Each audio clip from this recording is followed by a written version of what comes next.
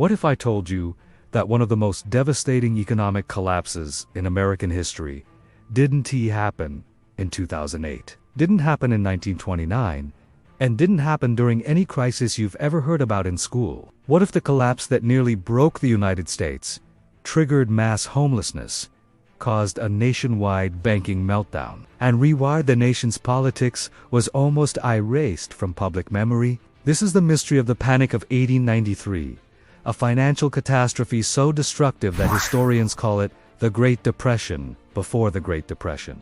Yet today, it remains largely forgotten. Why? Because the world moved on, and because acknowledging it means acknowledging an uncomfortable truth. Modern society repeats the same mistakes, driven by the same human emotions: denial, fear, and blind optimism. So in this episode, we peel back the layers of history, uncover the real story behind the forgotten crises of 1893, and reveal the warning signs we missed then and are dangerously close to missing again today. To understand why the crisis became so devastating, we must begin in the decades after the Civil War, when America saw explosive growth. The country was expanding westward, powered by railroads, factories, immigration, and technological innovation. Newspapers described a new age of prosperity, and investors believed the future was limitless. But underneath this optimism was a fragile financial system built on contradictions. The US dollar was tied to both gold and silver, creating constant conflict between political groups. Farmers wanted more silver minted to increase inflation and ease debts. Bankers wanted the dollar backed by gold for stability. At the same time, the railroad industry, the 19th century equivalent of today's tech boom, was overbuilding at a reckless pace. Companies duplicated lines, spent beyond their means, and expanded into regions that couldn't support them. Still, politicians and businessmen insisted everything was fine. The American boom, they said, was unstoppable. But deep inside the system, pressure was quietly building. By the late 1880s, investors began noticing cracks beneath the surface. Many railroad companies, especially giants like the Philadelphia and Reading Railroad, were drowning in debt. Meanwhile, the U.S. government passed the Sherman Silver Purchase Act in 1890, requiring enormous monthly silver purchases. Instead of stabilizing the economy, it frightened investors who feared the U.S. was drifting away from the gold standard. If confidence in gold collapsed, the entire monetary system would collapse with it. Investors began quietly withdrawing gold, converting dollars to gold coins, and shipping them overseas. The Treasury's gold reserves, the backbone of public confidence, began to drain. But the public remained unaware. On the surface, business looked strong.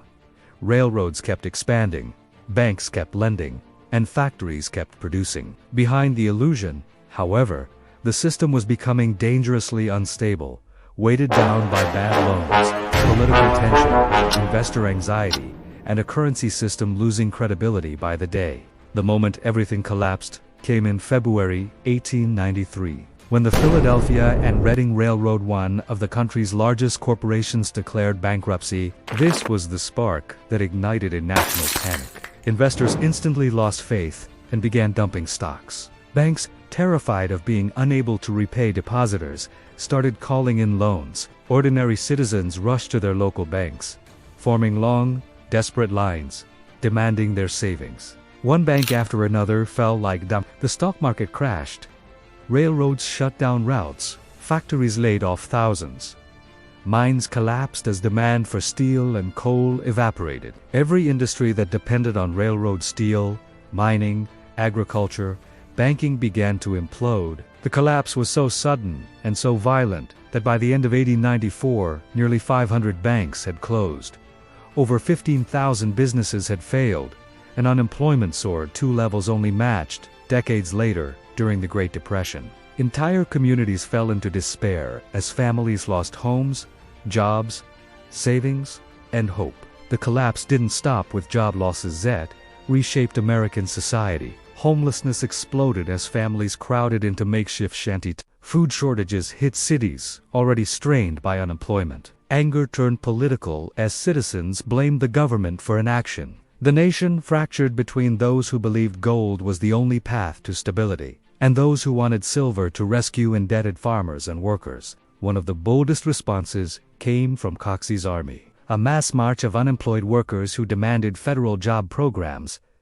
They were ignored. The government's paralysis deepened the crisis, and rage spread among citizens. Trust in Washington evaporated. New political movements rose, fueled by resentment and desperation. This crisis changed the trajectory of American politics, paving the way for future reforms but leaving a trail of bitterness and division that lingered for years. The panic was no longer just an economic event, it was a nationwide psychological trauma. President Grover Cleveland believed the crisis could only be solved by restoring confidence in gold, so he pushed Congress to repeal the Sherman Silver Purchase Act. But this didn't end the crisis, it intensified it. Gold reserves continued to drain, and fears spread. In a moment that remains one of the most humiliating in U.S. financial history, Cleveland secretly turned to J.P. Morgan, the most powerful banker in America, for a rescue loan. Morgan organized a consortium of investors to supply the Treasury with gold, preventing a complete collapse, but the message was devastating. The U.S. government had become dependent on private bankers to survive. Public trust hit an all-time low. Newspapers mocked Washington. Farmers accused the elite of rigging the system. Workers believed the government had abandoned them. Even after the economy gradually recovered later in the decade, the damage, economic, social, and political, remained deep and long. Now, more than a century later, the forgotten crisis of 1893 looks uncomfortably familiar. Overbuilt industries. Today we see tech, AI, green energy, and real estate sectors inflated by speculation and debt. Fragile financial institutions. Recent bank collapses proved how quickly confidence can disappear. Political polarization blocking economic decisions. That problem is worse now than in 1893. Corporate debt at record highs. We're there today. Investors quietly pulling funds out of the U.S. already happening. And just like before 1893, warning signs today are scattered everywhere. Bloated valuations, speculative bubbles, supply chain fragility, political gridlock, rising inequality, and a global economy dependent on confidence more than fundamentals. The most disturbing similarity is psychological.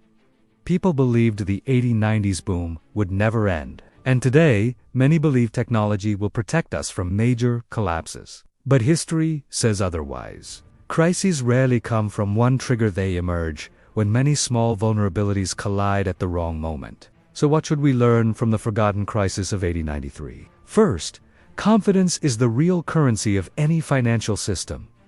Gold wasn't the problem, confidence was. Once trust collapses, everything else follows. Second, unchecked growth always hides unseen risks. The railroad boom felt unstoppable in the 1890s, just as tech and AI feel unstoppable today, but every boom carries seeds of instability. Third, ignored warning signs eventually explode into unavoidable crises. The clues were there long before 1893: growing debt, political division, currency instability, foreign withdrawals, but people dismissed them.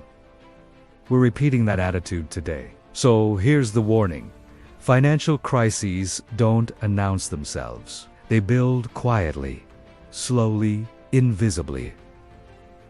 Invisibly, until one small event becomes the spark that sets everything off. The panic of 1893 is forgotten, not because it was small, but because remembering it forces us to confront how dangerously cyclical human behavior is. If you want to understand today's economic risks and protect yourself from what the future might look like, make sure to like the video. Subscribe for more deep dive financial history, and tell me in the comments which hidden crisis you want me to uncover next.